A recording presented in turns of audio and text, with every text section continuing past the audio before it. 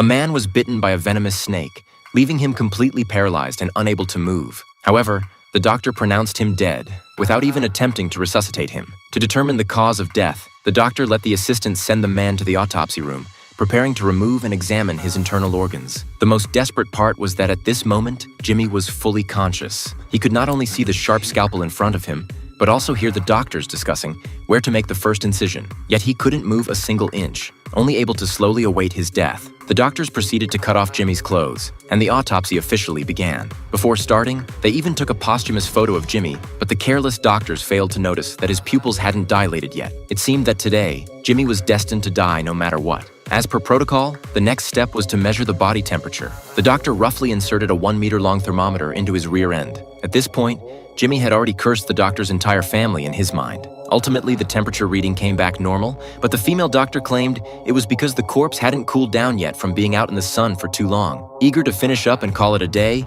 they skipped the step of examining external injuries. Unexpectedly, they handed the first incision to a rookie intern. It was his first time wielding the scalpel, and he was both nervous and excited. However, his teacher stopped him and kicked him out of the autopsy room because starting from the forehead was considered taboo. In the end, they still needed the help of the experienced female doctor. The woman prepared to make an incision in the chest to precisely remove the heart. Little did they know, the seemingly useless intern ended up saving Jimmy. While sorting through Jimmy's belongings, a venomous snake crawled out of a golf bag and bit his colleague. The doctors rushed to treat the victim and discovered that the man wasn't actually dead, but in a state of apparent death due to snake venom. That's when the intern remembered Jimmy on the autopsy table, exhibiting nearly identical symptoms to his colleague. He dashed back to the autopsy room where, fortunately, the two doctors were still intently examining Jimmy's lower body organs. The intern arrived and explained the situation.